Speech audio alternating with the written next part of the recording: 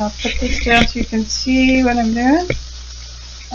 It just came out of the broiler.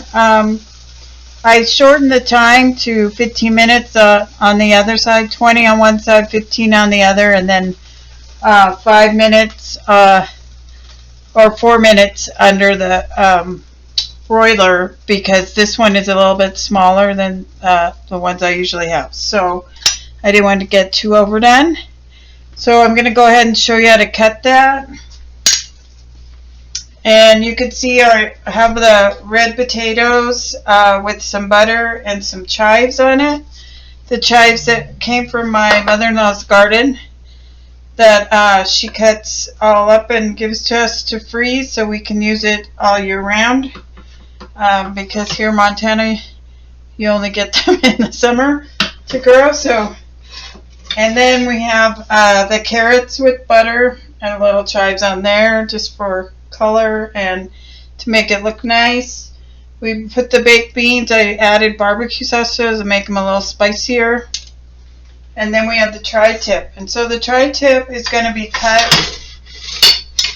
Let's see if I can get this closer for you. Some people would put this on a cutting board probably because you can cut it easier, but I'm going to do it right in the pan.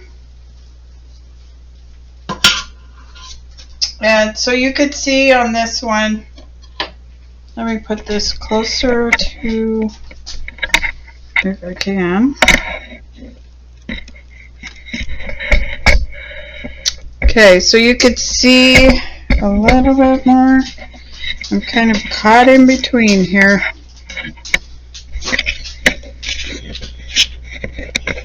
Okay, I'm going to take it out for a minute. Okay, so now you can see the tri-tip a little better. And you see how the lines are going this way? It's kind of it kind of looks like, now I forgot what they call those things that you throw with the little toys. But anyways, you can see the shape of it. It's kind of like a kidney shape.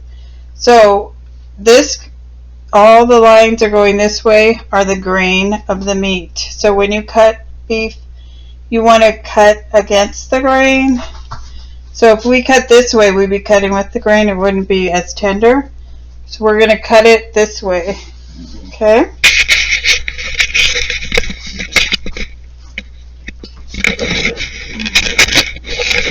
So I can get this set up there so you can see.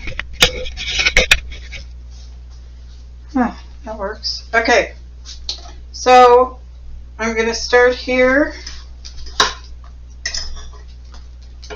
and cut off this corner, and then you can either cut these thicker or thinner. I'm going to cut them real thin just because they're easier for my husband to eat, and he can cut them up smaller. So you can see it's probably a medium, cooked about a medium. Usually I do it a little less than that, like a medium rare. But like I said, this one's a little bit smaller, so it cooked faster. As you get in here to the middle, you're going to see it's a little pinker, and some people like theirs very rare or more rare than well done. So you're going to give them the outside pieces. If they like it,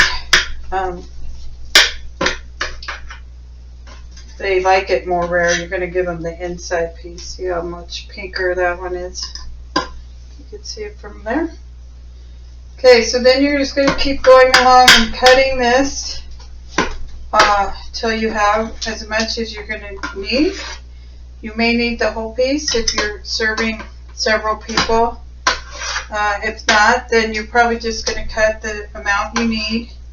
Then you can take your leftover beef and you can make sandwiches with it later, or you can cut it up now and make the leftovers into a sandwich, or you can make beef stroganoff with that. There's lots of things you can do with leftovers. Cut it up and make a carne asada tacos,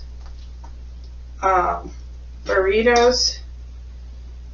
You can do a really quick stew with the meat already cooked.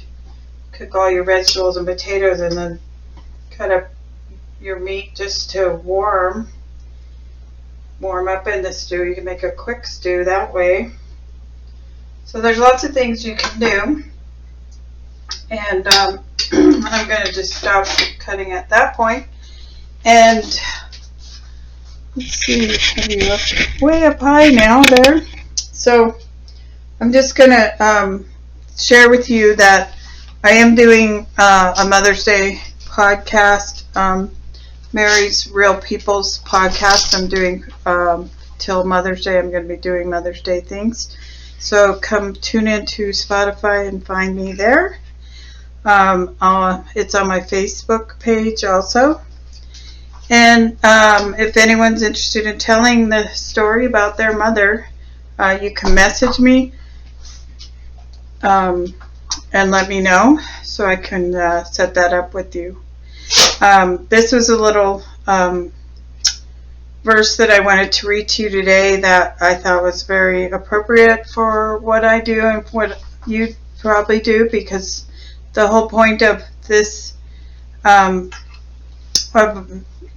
Mary's Home Sweet Home creation is to encourage other people, other moms, to create in their home and make it the home they want it to be, through their decorating, through their cooking, through the table setting that I've shown, and all different ways that you can make your home sweet home.